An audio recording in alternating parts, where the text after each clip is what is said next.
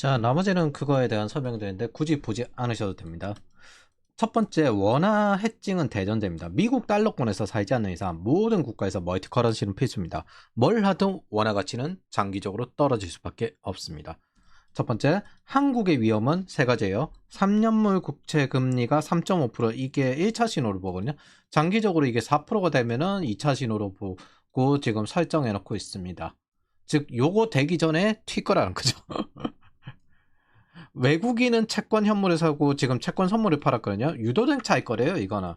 그러면 외국인이 이걸 왜 사는가를 이걸 생각을 해야 하는데, 달러가 금리가 떨어질 때, 이제 달러 금리 사이클이 한번 떨어졌을 때 이제 다시 달러가 전 세계에 풀릴 겁니다. 그럼 달러 약세가 되는데 그 가치 하락을 피하기 위해서 아시아 증시로 보통 돌아오고 아시아 채권으로 돌아오고 아시아 통화 강세 기간 동안 그게 유지가 됩니다.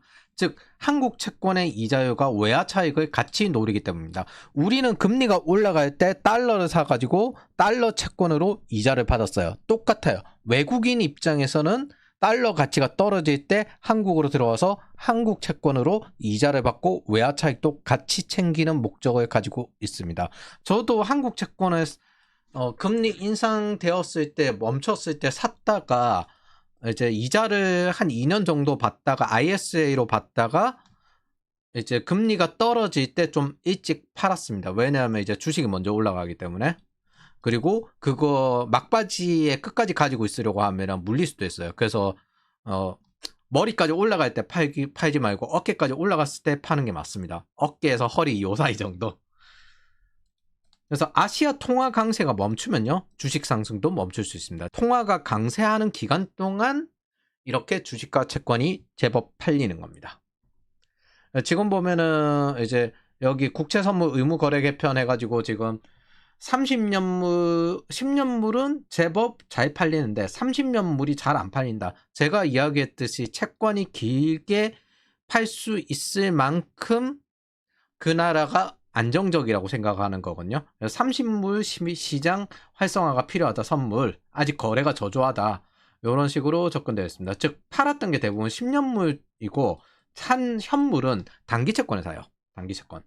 그걸 위험하게 가지고 있을 이유가 없기 때문에 보통 10년물 장기 채권에 사는 건 보험 쪽에서 장기간 이걸 가지고 있어서 이 이자로 유동성을 해결해야 되기 때문에 가지고 있는 경우가 많습니다. 현물은 주로 단기채 혹은 중기채, 그리고 선물은 10년 장기채, 이 정도로 됐고 10년물 국채를 팔았죠. 현물을 사고. 시중은행의 채권 딜러는 국고채 2년물 입찰물 소화에도 악구간은 연초 효과로 추가 약세가 제한될 것. 반면 장기 구간은 30년물 입찰 부담에 외국인 매도 지속으로 추가 약세 가능성이 있어 보인다. 그래서 차익거래 유인 요인으로 국가 간 금리 차이, 환율 변동성, 자산 가격 불균형 등 수익 증가 등으로 뭐 했는데, 요거는 뭐 그럭저럭 이야기하고,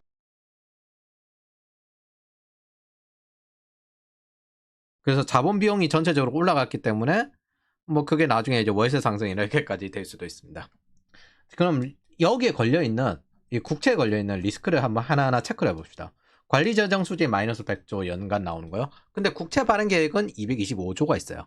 순증가는 109조입니다. 즉 구조적으로 신뢰 붕괴인 상태인 건 변하지 않습니다.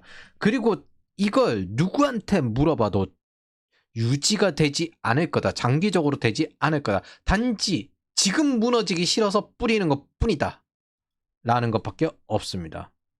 이미 당뇨 합병증에 어떤 합병증은 나오기 시작을 했어요. 심장이 벌컹벌컹 뛰면서 이대로 가면 죽습니다가 나오기 시작했습니다. 단지 언제 죽느냐일 것 뿐이지.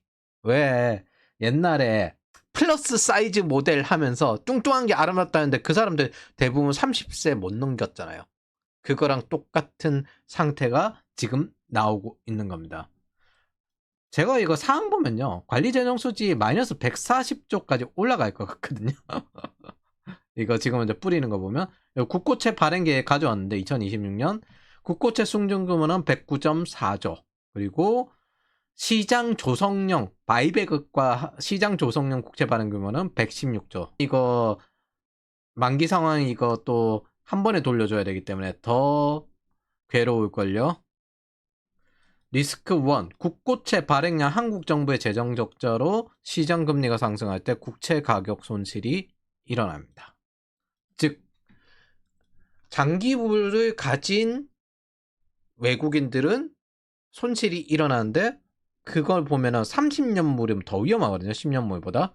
그렇기 때문에 30년물은 외국인의 매도 지속으로 추가 약세 가능성이 있어 보인다. 이거 솔직히 지금 누가 저거 사겠습니까? 국채 저렇게 발행하는데. 장기 국채를 안 사죠. 10년물도 안 사요. 많이 사봐야 1년, 2년물. 근데 단기 국채도 환율이 튀면 아마 안 살 가능성이 높아요.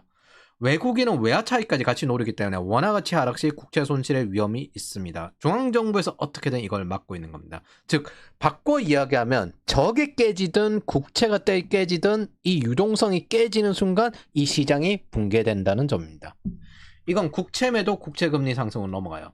자, 중장기 국채를 매입하는 게 보험업 연기금인데 장기자산 안정을 위해서 만약 대탈출이 일어날 경우 차익거래 유인이 감소하고요. 외국인이 이탈하고 실질금리 급등하고 그러면은 이제 전체적으로 자본 비용이 올라가 내부에서는 월세는 올라가는데 여러 가지 자본을 대출받지 못하기 때문에 지금처럼 이제 대출 규제, 개인 대출 규제한 것처럼 시장이 말라갈 겁니다. 실물 경기는 말라갈 겁니다. 내부 할인율 증가는 계속 증가할 겁니다. 10년물 국채금리, 실질금리가 상승해서 내수 시장의 자본비용, 외액이 상승하고 대다수 금리 인상으로 할인율 이하 기업은 죽고 월세는 할인율로 증가되어서 비용은 증가하게 될 겁니다. 자본비용 증가하면 사실 대부분 비용 증가해요. 그래서 단기 채권 3.5%가 될 때 1차 신호가 날 테고요. 이 여부는 2026년 상반기를 보면 알 겁니다. 단기 채권이 증가하는가 증가하지 않는가. 그리고 장기 채권은 제가 보기에는 별로 답 없어 보이는데 저거 2027년까지 계속 뿌린다고 하는데 뭐 답 없어 보이는데 왜 크라우딩 아웃이 딱 정해져 있는 거죠. 환율 예측할 수 있지만 방향은 이해할 수 있습니다. 어차피 떨어질 장기적인 방향은 아니에요. 단지 단기적으로 왔다 갔다 할 뿐. 그게 과연 1300원대를 우리가 다시 볼 수 있을까 이걸 걱정해야 될 수준이기 때문에 1300원 초반대는 못 보고 1400원 이하로 살짝 내려가가지고 1390원 뭐 이렇게는 볼 수 있지 않을까 한 번쯤은 그런 기대가 되는데 그때쯤 맞춰서 이제 또 많이 환전해야죠. 그래서 저의 1차 신호는 1430원이었고 당연히 1차 신호가 1430원이라면 저 전에 대비를 해야 되는 겁니다. 1420원대 주로 환전했고 10원대에 계획을 세웠죠. 그래서 정부 하는선이 지금 현재 1440원 선이 있고 필사적으로 막아내던 1480원 선이 정해져 있습니다. 그 아침 점심마다 도시락 폭탄 던지면서 이거 필사적으로 막고 있는데 이건 세 가지 요인이 섞여요. 환율에 대해서 이해할 수는 없지만 첫 번째 인재 이탈 자본 탈출이 환율을 올린다는 건 명확합니다. 물론 돈을 뿌리는 게 근본적인 원인이지만 그걸 더 가속화시키는 거죠. 이거는 똑같아요. 수요 과잉 인플레이션이 공급 부족 인플레이션을 부르는데 공급 부족 인플레이션에서 다시 임금 상승 인플레이션은 확대되는 겁니다. 그럼 바꿔서 생각을 해봅시다. 왜 그 연준은 파이어족들의 노동 참여율을 계속 신경을 쓰면서 주가를 올리고 금리를 올리고 부동산 떨어뜨리면 노동 참여율이 올라갈까? 주식 떨어뜨리면 노동 참여율이 올라갈까? 이럴까요? 사람이 늘어날수록 임금을 떨어뜨려도 되기 때문입니다. 즉, 그리고 공급도 늘어나고 그럼 엄밀히 이야기하면 임금 상승 인플레이션 줄이는 용도로도 씁니다. 잔인하게 느껴지겠지만 정책이란 건 대부분 이렇게 됩니다. 즉 아는 사람이 대응이 가능한 거고 모르면 그냥 당하고 살아야 됩니다. 나는 투자 잘해서 파이오적 되었어요. 그런데 중앙은행이 노동 참여율을 올려야 되겠어. 얘들을 어떻게 끌어들일까? 부동산 떨어뜨려 볼까? 주가 떨어뜨려 볼까? 이런 식으로 움직이는 겁니다.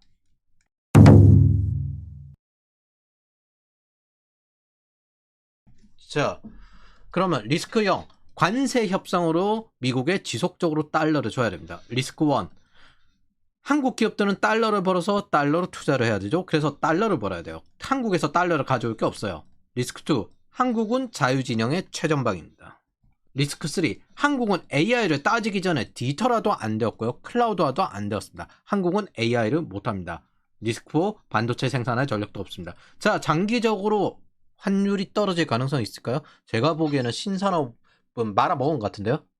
제가 한반도 정권이 망할 때 조선건국 이후 다음 네 가지가 겹친다고 했습니다. 수요 과잉 인플레이션, 공급 부정 인플레이션, 간접세 증대. 이게 어떤 좋은 의미로서든 어떻게 잘 쓰든 간에 간접세 증대하는 건 단 한 번도 곱게 끝난 적이 없어요.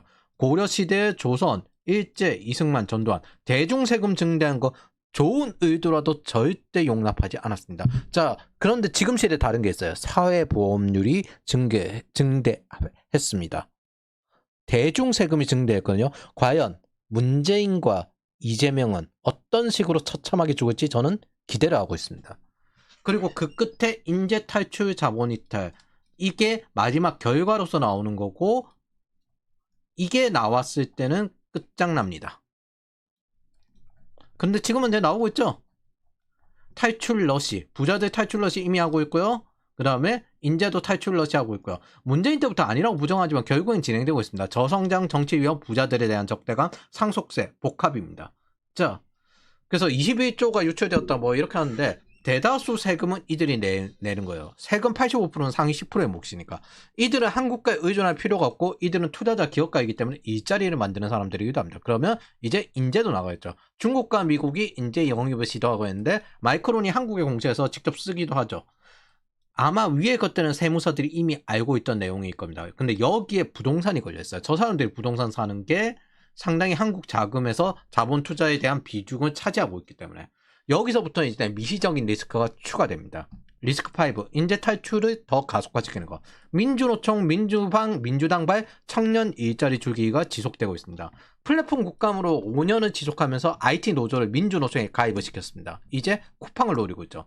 이걸로 민주노총이 늙어가는 걸 막았습니다. 즉 한국은 바뀌지 않을 겁니다. 하다못해 한노총에라도 가입하지 않으면 무슨 수를 써서라도 압박하게 될 겁니다. 2021년 민노총에 가입이 줄고 나이가 늙어가니까 입지가 약화됐어요. 양경수가 지금 민주노총 금속노조 출신 이 N에게 양경수가 청년층을 민노총으로 끌어들이자 플랫폼 국감을 한 이유는 IT 노조를 노려야 되겠는데 IT에서 기분이 나쁘면 이직을 하지 노조에 가입을 안 하잖아. 이직처를 없애버려야 되겠다. 스타트업을 없애버려야 되겠다. 그걸 5년간 지속했고 그 결과로 러시아도 플랫폼 유니콘이 있는데 한국은 유니콘이 없습니다. 스타트업 시장은 죽었습니다. 자, 그리고 금속노조 조합원이 늙어간다. 2022년 민노총이 늙어간다. 어떻게 하면 이 노동조합의 청년들을 수급할 수 있을까? 그래야 우리가 정치 세력화할 수 있으니까. 그래서 민노총 화성식품노조 그렇게 플랫폼 국감하고 2022년에 이랬는데 2025년에 IT 노조들이 열심히 만들어졌습니다. 그리고 보건의료노조 젊어졌다 좋다 이러고 있는 상태인 겁니다.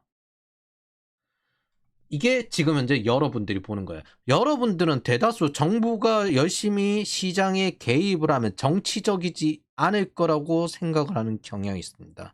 정부가 시장에 개입을 하는 이상 무조건 정치적입니다. 그런데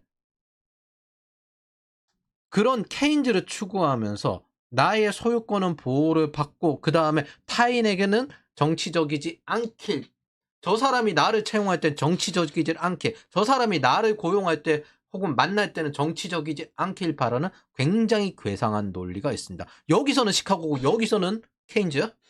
그런 게 어디 있어요? 케인즈면 케인즈고 시카고면 시카고지. 한번 정치적이면 이제 모두 정치적이어야 되는 겁니다. 정부가 시장에 개입하는 건 되고 고용할 때 정치적으로 고용되는 건 안 됩니까? 앞으로 그런 시대가 벌어질 겁니다. 모든 게 정치적으로 너 사상검열 비자도 지금 하고 있잖아요. 그런 HR 시큐리티 시스템이 나오게 될 겁니다. 자, 쿠팡 노조 민주노총 방대로 새벽 배송 금지 이거 논의하던 거 회의도 참석 못하고 지금 계속 반대하고 있죠. 민주노총 탈퇴했다고. 정치를 외면한 대가는요. 언론이 장악되어서 모든 의사결정에 직접적으로 배제되는 겁니다. 총파업의 영향력을 넓히기 위해서 저렇게 압박을 해야 됩니다. 정치적 목적에 의해서. 그리고 좌파는 정치를 외면하게끔 하고 자신들은 누구보다 정치적인 겁니다. 그리고 그 외면한 게 마치 건실하고 건강한 것처럼 느낀 머저리들도 존재하는 거죠. 그럼 머저리들은 당해도 할 말이 없어요. 새벽 개송 금지가 쿠팡 노조 탈퇴에 대한 보복 전혀 아니야. 과연 전혀 아닐까? 23년 쿠팡 직원을 폭행하다 민주노총 택배노조 간부입니다. 얘네들이 파업을 하는데 파업의 영향이 퍼져야 되니까. 근데 여기에 파업을 하면 쿠팡으로 넘어가니까. 그래서 파업의 영향이 커야 되겠습니다. 참고로 금융안정보고서 정책 전략, 여기서 이제 한국은행 보고서에서 이야기하는 것들이 나오죠.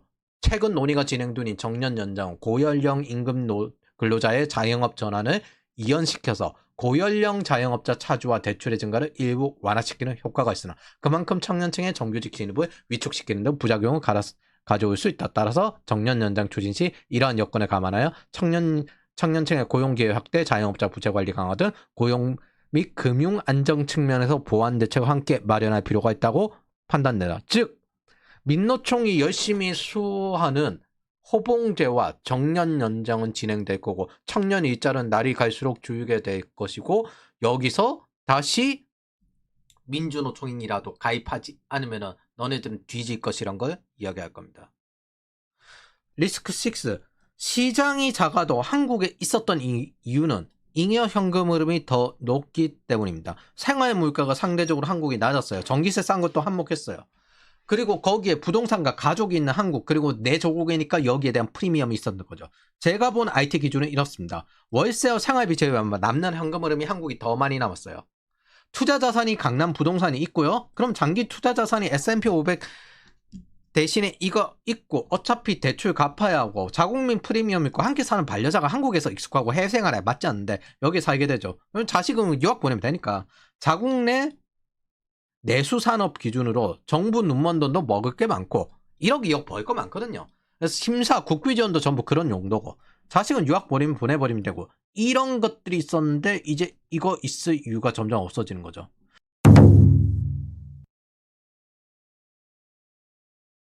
최근의 특징이 뭐냐면 부동산 갈아타기를 안 해요.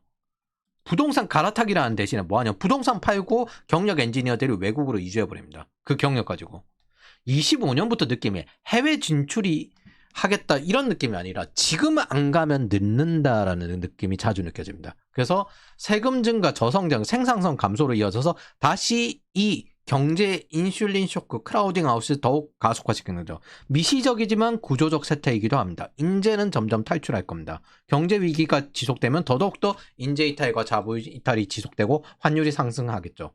이 구조가 유로존이었어요. 즉 금융위기보다 인플레이션을 포함한 문제인식 쌍둥이 적자 3고가 다시 올 가능성이 높고 그때 더더욱더 탈출을 많이 할 것 같습니다. 그리고 대응 역량은 날이 갈수록 줄어가고 있는 중입니다. 리스크 7. 부동산은 사지 못하고 월세는 증가합니다. 자, 그럼 정치적 목적까지 섞여있지만 결국에는 정부가 희망하고 싶은 건 자본이탈 방지예요. 근데 그 자본이탈 방지의 역할 중에 상당 부분 S&P 500 같은 역할을 주담대가 했었는데 그 주담대를 빼버리고 주식에다가 넘겨버리고 싶은 거예요. 그리고 지방 부동산 가격을 계속 올려버리고 싶은 겁니다. 왜? 지역에 있는 지역은행들 금융관리를 하고 싶으니까 경쟁력 없는 지역은행들 폐쇄시켜. 그리고 이제부터는 스테이블 코인으로 갈 거야. 그런 구조로 가는 게 아니라 지방은행들 주담대는 지방 부동산에 걸려있잖아요. 이거 금융위기 생길 것 같으니까 지방 부동산 올려야 돼. 그리고 뭐 전라 특별 배급도 여기 부동산도 올리고 여러 가지 용인에 있는 반도체 클러스터도 끌어오고 그렇게 해야지 라는 착취를 하고 싶은 겁니다. 과거에는 말 안 듣는 직원은 결혼을 시켜라 라고 기억하면 동일해요. 결혼하고 아이를 키우기 위해서 차를 사야 되고 부동산 대출을 받아야 되는데 이제 그 다음 달부터 생활비, 아이를 키우는 비용, 부동산 대출이 걸려있는 위기관리 프로그램으로 행동하게 됩니다. 움직이지 않으면 가정은 붕괴되니까 지금 비전으로 따지면 두나무 대출 같은 거죠. 이직할 때 뱉어내야 되니까 이직을 줄일 수 있습니다. 똑같아요. 뭐 자본 이탈을 줄일 수 있게 되었던 것들이 지금 현재 줄어들고 있습니다. 즉 월세가 증가합니다. 토호제는 3가지 정도 목적을 가지는데요. 40대 60대 자영업의 주 산업은 부동산입니다. 부동산 중개인 월세임대 같은 거. X86이 물린 빌라, 오피스텔 상가 가격을 올리고 이들 자산인 아파트도 올려야 되는 겁니다. 이걸 위해서 최대한 신규 공급을 줄여야 되고 그러면서 월세가 올라가죠. 그걸 뭐라고 하냐면 착취 렌트라고 하는 겁니다. 착취 렌트가 가능하도록 구조를 지금 짜고 있습니다. 뻔히 보이죠? 이런 거 전 세계에 반복됐으니까.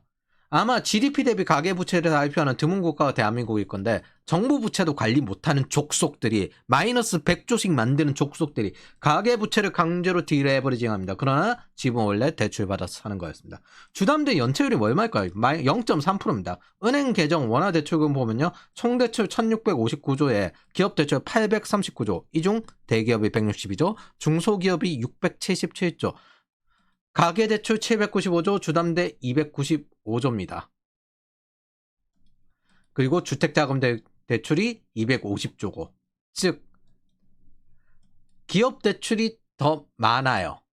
그리고 중소기업 대출이 주담대 주택자금 대출 합친 것보다 많습니다. 그럼 나머지 가계대출은 뭐다? 저거 자영업, 뭐 신용카드 이런 것들이죠. 자, 이게 연체율입니다. 저 거대한 규모가 기업 대출 0.6%, 중소기업 대출 0.7% 연체율입니다. 근데 가계 주담대는 0.3%, 특수은행 가계도 0.4%. 굉장히 건실한 자금으로 계속 가계 대출이 지속이 되고 있습니다. 이 규모가 문제가 아니라 더 안전한 자금이라고요. 장기적으로. 건전합니다. 기업 대출보다 훨씬 건전하고 중소기업보다 훨씬 건전합니다. 케인즈주의자 족속들이 자기네들 마음대로 컨트롤을 하고 싶으니까 이 위험한, 특히 이 중소기업 대출 같은 데다가 집어넣어줘야 된다 지랄을 하고 있는 겁니다. 그리고 인생 막장간 신용카드가 제일 연체율이 높아요. 3.3%. 뭐가 불건전하냐? 인생 막장간 신용카드 연체율, 자영업자, 상대적으로 대출을 하기 어려워서 받는 특수은행, 이쪽 연체율이 1.1%. 주담대 대출은 매우 안정적입니다. 단지 지네들 희망, 정책, 이직거리 하고 싶으니까 저거 줄이려는 겁니다. 저거 줄여서 뭐 하고 싶은 거냐면 주식에다가 투자해라. 대출받아 주식에 투자해라.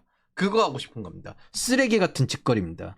주택담보대출 연체율은 0.27%로 심지어 떨어졌습니다. 이 가계비스 짓거리인데 자영업자 망하게 만들어줘. 인생 막장한 카드 리볼빙 이 새끼들 망하게 만들어줘. 망해야 좀비 기업 망하게 만들어줘. 이 족속들이 신용불량이 진짜 원인인데 가장 안전한 주담대를 배를 가른 겁니다. 이 구조조정을 하기 싫고 X86에게 돈은 몰아주고 싶기 때문에 정부 돈을 뿌리면서 청년 세대를 죽이고 강제 딜레버리징을 하고 있는 겁니다. 배드뱅크도 그런 거죠. 주담대를 맞는 대신 하는 짓이 인생 막장 배급 족속들의 부채를 탕감해 주는 겁니다. 배급 족속들의 이자를 탕감해 주는 겁니다. 청년 세대의 미래를 조여서. 즉 착취입니다. 루팅입니다. 일자리 착취부터 모두 착취 렌트까지 이어지는 거고, 다시 한번 이야기하지만 살인자파 손절은 생존 진행술입니다. X86이 은퇴해서 생계형 자영업자가 되면 이 리스크는 더 커지기 때문에 정년 연장을 말하는 겁니다. 그리고 자신들도 이것이 청년 일자리 죽인다는 걸 다 알고 있습니다. 이제 부모 자식 간의 카니발리제이션이지, 청년 일자리 플랫폼 국간 쿠팡 조직으로 죽이고 있네. 민주노총 발로. 근데 니네 부모네. 자, 민주노총이 정년 연장 호봉제 청년 일자리 죽이기를 모두 하고 있는 겁니다.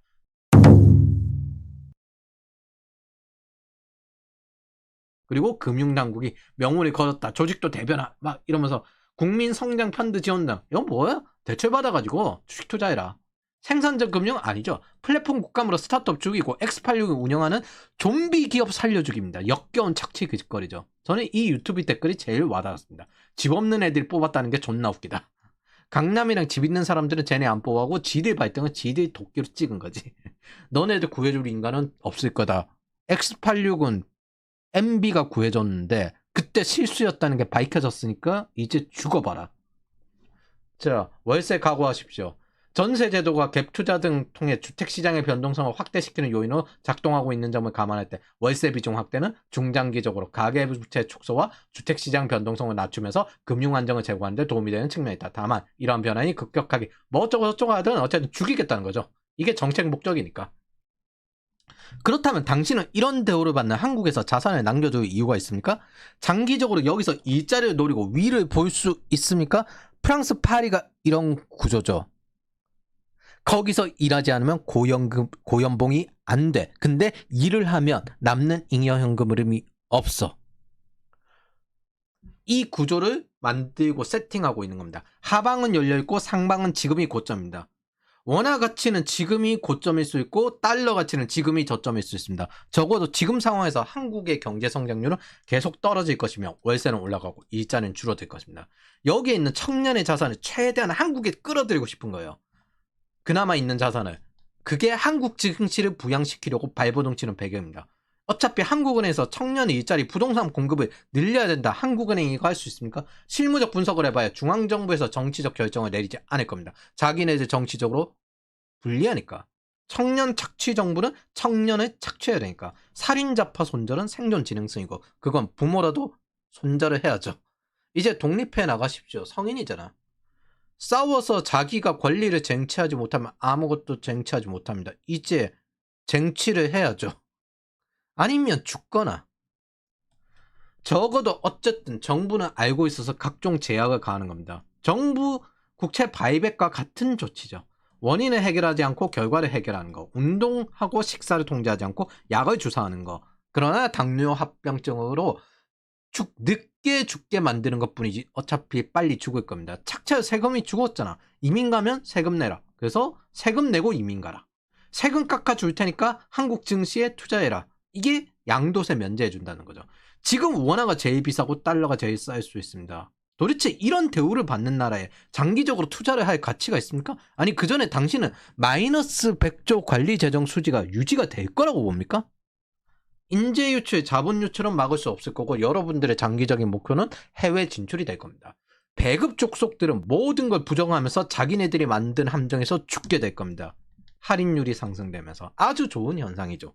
이처럼 윤석열처럼 인플레이션을 잡아주고 서민이라고 보육해줄 보수가 이젠 없을 겁니다. 이들은 인플레이션을 만든 문재인을 보호하기 위해서 윤석열 정권이 인플레이션을 일으켰다고 하고 금융위기를 막으려는 윤석열 정권에게 왜 둔촌주공을 살려줬냐라고 이야기해왔습니다. 자기들이 한 말의 대가는 치러야죠. 니들이 모르면 모르는 대로 죽어야지. 인플레이션도 세금도 보험료율도 당신의 일고 저 족속도일 때문에 증가했는데 그럼 가격 전가를 해야죠. 당신이 월세 받는 입장이라면 좌파에게 월세를 더 높여 받으십시오. 저는 분명 이야기했습니다. 4대문 안에 빌라 하나 사주라고. 지금은 이제 디벨로퍼 망하고 있는데 구축 아파트들 사면 재건축도 안 될걸? 자, 우리는 이 돈으로 쌍둥이 적자 3구를 대비를 해야 됩니다. 6번째, 한국 주식 패턴은 항상 같다고 했죠. 이건 위에서 이야기했으니까 한국에서 단기 수익률이 넘어가는 건 있잖아요. 서울 아파트 말고는 없어요. 근데 지금은 이제 국채도 비스무리하게 이렇게 되고 있는데 정부는 지속적으로 유출되는 청년들의 자금을 끌어들이고 싶고 부동산 대출을 죽이고 거래를 죽여서 X86에 돈은 몰아주는데 그래도 아직까지 청년 자금은 한국에 묶어주고 싶은 거예요. 돈 벌어도 이민 갈 때 최대한 세금의 제약도 두고 싶고 정부도 아니까 이제 별짓을 다 하는 겁니다. 그 세팅 중입니다. 농로가 영지를 탈출하지 못하게 최대한 돈을 못 모으게. 돈을 모으면 세금 부담이 커서 정착하기 어렵게 외국으로. 그리고 관리인은 X86이고요. 장기적으로 말라 비틀어지게 만들려고 각종 작전을 짜는 거예요. 이 모든 정치적인 거지. 정치로 지금 현재 권한과 그 다음에 돈을 얻는 게 지금 현재 돌아가는 케인즈식 방식인데 그런 시대가 되었으면 그런 시대에 적응을 해야죠.